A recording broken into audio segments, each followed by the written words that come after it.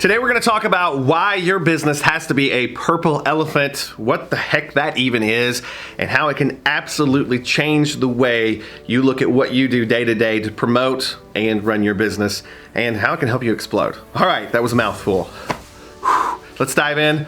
Let's do it.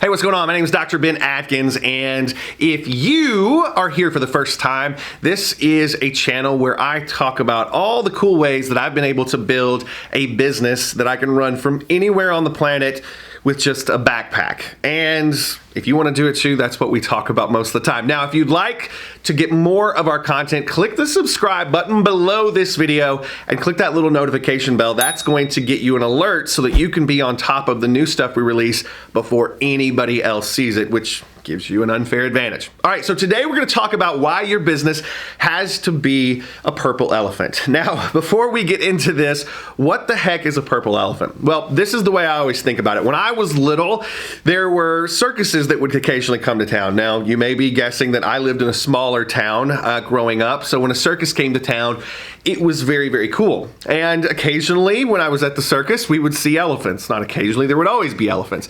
But an elephant was something that in my small town, we didn't get to see a whole lot of. So seeing an elephant up close was very cool. Now, I got a little bit older, and when I got a little bit older, I moved to a city to go to school and things like that. And along the way, you know, I lived pretty close to actually a zoo. And at that point, I'd been to a lot of circuses. I'd seen a lot of elephants, but I could always go see an elephant in a zoo. And so the elephants, like it or not, sorry elephants, got a little less special. They got a little less special. And from that point, you know, it was not as uncommon to see an elephant. Now, what does this mean and why am I talking about this? Well, this is the reason.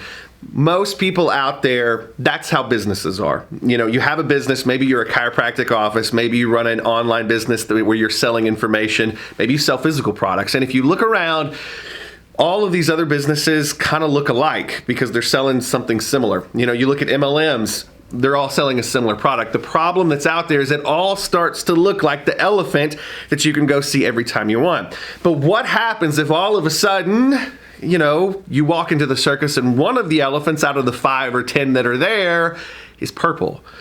That's something new. That's something you don't see every day. And so from a business standpoint, that's what you have to start thinking is how can I make my business a purple elephant? What am I doing to stand out? Now, that's the thing. If you have a business right now and it's doing pretty good, but you still feel like you're not getting what you need out of it, the money for the effort you're putting in, it's because you're not seen as unique.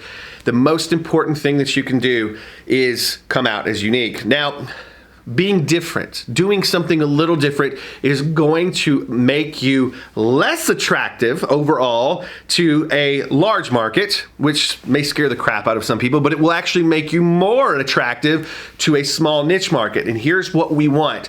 Rather than trying to be a Walmart, rather than trying to be a Starbucks that is, you know, this wide market, you got to start off small. You got to start off, because most of us don't have that kind of cash flow, you got to start off really aiming at what makes you unique. So, for example, if you happen to own a restaurant, there's plenty of burger joints out there, right? There's plenty of steak joints out there. But what happens if you go into one of these restaurants and they have, stick with me here, they have a burger that is huge. So, and they have one of those contests, let's say, where if you eat the burger in an hour by yourself, you get it for free and you get your picture on the wall. It's not a huge thing to make that work, but it's something that makes your restaurant stand out over somebody else. Another thing that we do when we advise restaurants is we tell them, hey, what's your $100 hamburger? And what I mean by that is all of these restaurants are pretty much selling the same thing. It's taste, you know, is it good, is it bad? But what's the thing that gets people attracted? And if you have something on your menu that is a $100 hamburger, even if you're really putting money into it as a restaurant owner to make it something special, just having that on the menu separates from you from the crowd, and it's something that people will talk about when they're outside of your place that's a little out of the ordinary. So just a few examples here. Now, another thing that I like to think about is this. If you as a person were looking for a doctor because you were having stomach issues, which would you choose? Would you choose a general practitioner, or would you choose a gastric specialist? Which is the one that you want, if they were being full-time with you, which is the one that you want to be the one that actually treats you? Now, you may have to go through a general practitioner to get to the gastric specialist, but you got to think about this. At the end of the day, you want the person treating you so that you're healthy that does stomach stuff all day. So that's the thing. Most businesses that I work with that are not doing this, purple elephant being unique thing, they're doing it because they think if they get unique, that their market's going to shrink and that's going to cause them to fold. When in actuality, what happens is when you start to shrink your specialty, people start to understand how to tell others about you. When you're general, people don't know how to talk about you, they don't know how to refer. But when you start getting specialized in something, that's when people start flocking to you and telling their friends and family that are like them to come to you. A perfect example is, let's just say a chiropractor, and I'm full of examples with this one, by the way, but as a chiropractor, you could be a general chiropractor, or you could be a chiropractor who is very focused on just helping pregnant females.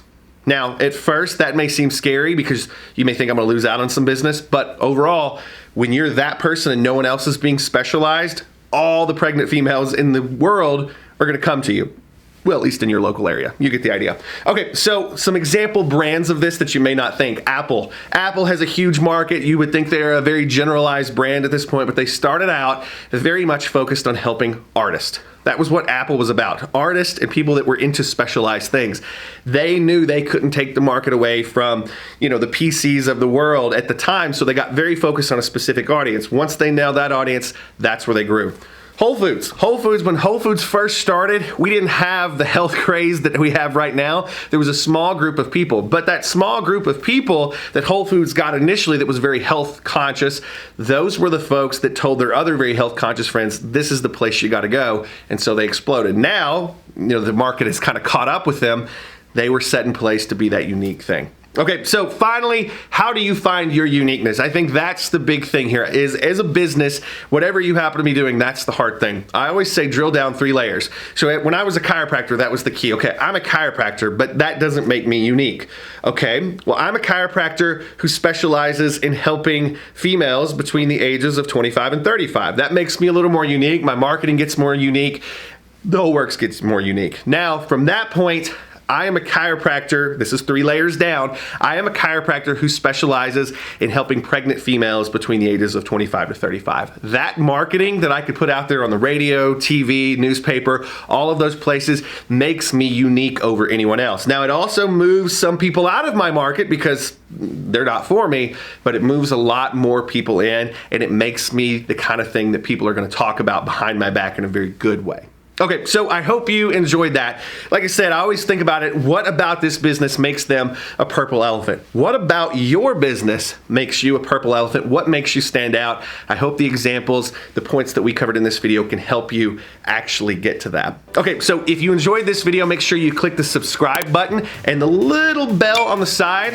What that's gonna do is it's gonna notify you every time we come out with a new video. And as you know, on this channel, I'm always talking about how you can build the kind of business that you can run from anywhere from a backpack. So location does not matter. You can run the thing wherever you want to go and you can do really well. All right, so I hope you enjoyed the video. I'm enjoying, teaching all this stuff. Leave me a comment below if you have a question. I'm here to answer it. If you just want to tell me, hey, the light's shining a little too much on your head, Atkins, feel free to say that too. All right, I am loving it. I've got more good stuff coming your way. I'll see you next time.